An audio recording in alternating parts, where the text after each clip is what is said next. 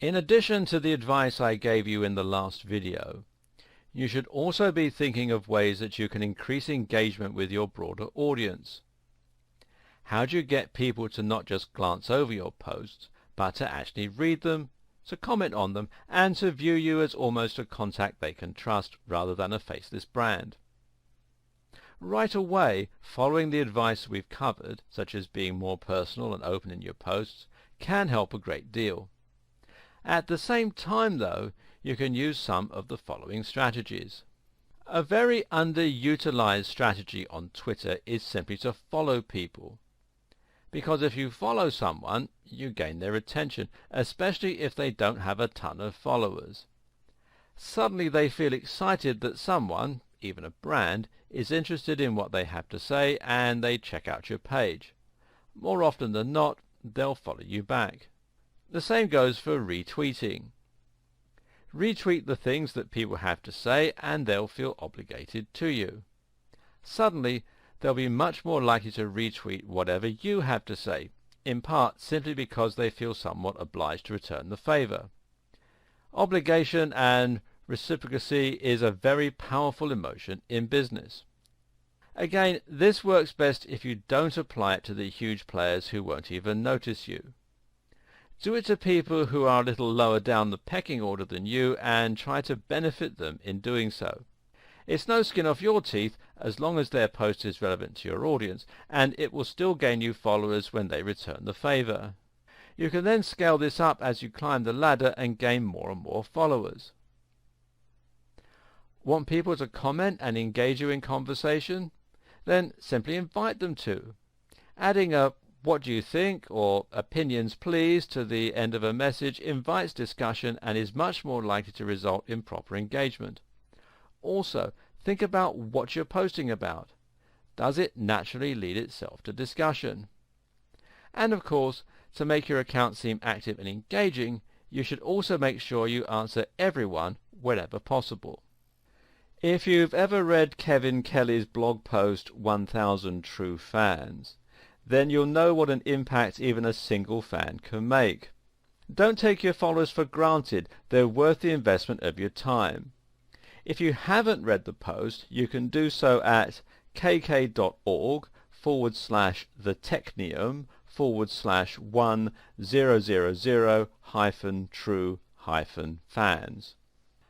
Finally, if you want to draw in a lot of new followers quickly, another powerful strategy is to run some kind of event. This might mean a competition or a giveaway, or it might mean a live Q&A. Either way, something like this can get people talking, it can generate buzz, and it can be exciting for the followers you already have. Think about things you can do that will be fun and different, and that will stand out. How about challenging your visitors with some kind of brain teaser? Or maybe volunteering to retweet the best comment about your new product? How about letting your users name your new comment? It's something to consider.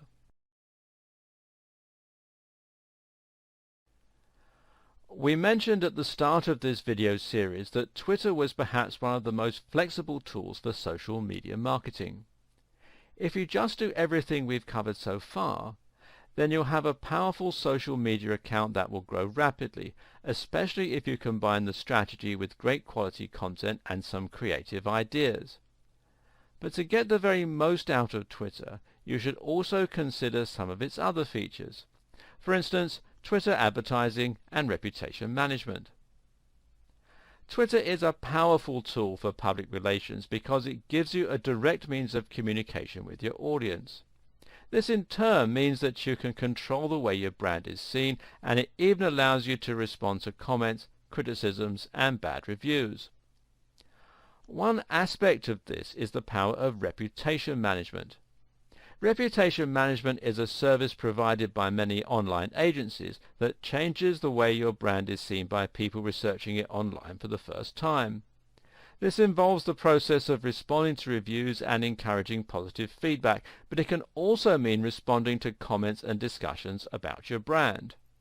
This aspect can be handled very easily on Twitter.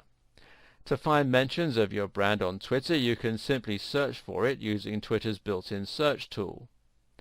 Hootsuite can do this even better, as can using Twitter's advanced search option.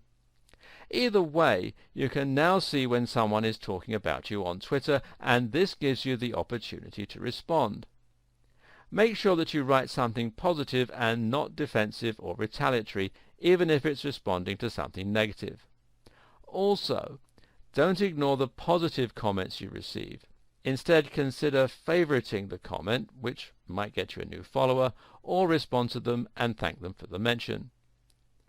You can do the same thing by responding to reviews and putting forward your own point of view. Do be careful not to unnecessarily attract more attention to bad press, though. It's a fine line to walk.